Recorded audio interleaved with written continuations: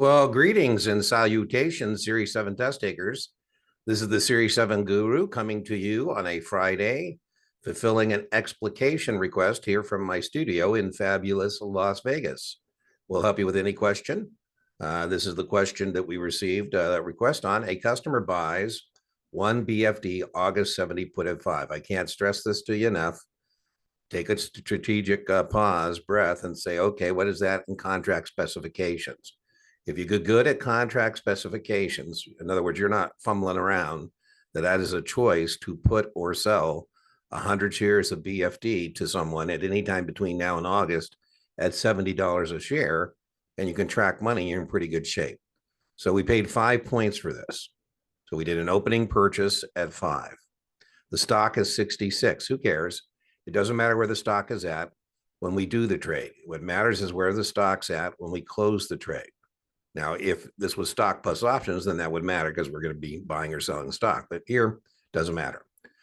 With the stock at 61, well, that looks pretty cool. The customer buys the stock and exercises the put. What is the gain or loss? Now, I suggest you fire up the T. Again, if you can track money and you can, the contract specifications, you're in good shape. Now, the other ways to proceed is to memorize the break even. You could just say, well, 70 minus 5 is 65. The stock's at 61. I'm bearish. That's 4 points in the right direction. I would just say to you, though, the more memory work you do, that's going to pile up in terms of stuff you got to memorize. So let's fire up our T and see if we can track the money in and out of the account. So firing up the T. I like to use dollars out, dollars in. Some people like to use debit or credit. Some people like to use pluses or minuses. I'll show you the pluses or minuses, not because, I use them just in case that's what you're doing. You can kind of try and track it that way.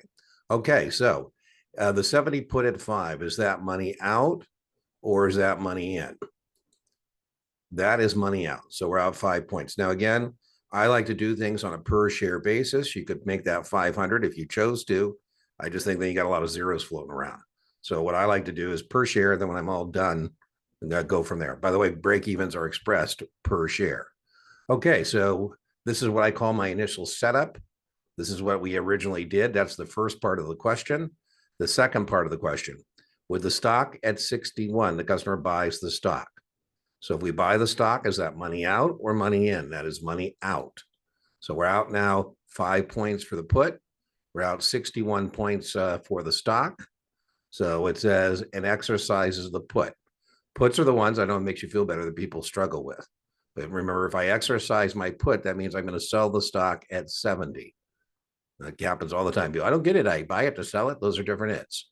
When you buy a put contract, dollars out, 5, you have a choice to sell the stock at 70, right? And so that's what we did. Now we simply just net those columns. And I say, okay, I'm out 66. I brought in 70. I make 4 points on one contract governing 100 shares. So the answer to this question is a $400 gain.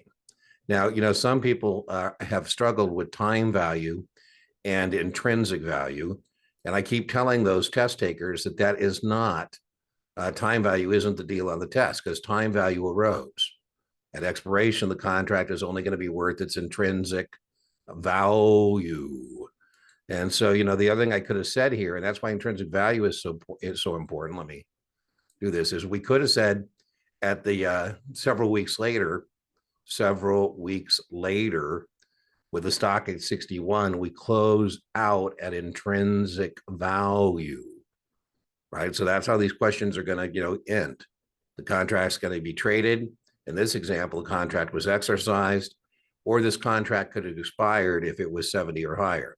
But it would be the same deal. And that's why I say intrinsic value to those test takers is way more important than time value. Time value erodes. When we bought this contract, the intrinsic value of a 70 put with the stock at 66 is 4 points. We paid 5. We paid 4 points in intrinsic value and a point for the time value. But as I said, that's going to go bye-bye. So if they said we closed it out in intrinsic value, it would be no different in terms of our answer, right? We did an opening purchase at 5 and we do a closing sale for intrinsic value at 9. We make 4 points. So I'd be prepared to see this question end with either exploration or exercise or trade. Here, it was an exercise of the contract. Okay, so I hope you found that helpful. Remember, inch by inch, your Series 7's a cinch, yard by yard, your Series 7 is hard. Remember, here in Las Vegas, the studio is always open and serving. So if you're one of our test-taking weekend warriors and you have a problem, just send it our way and we'll try and help you out. Bye-bye.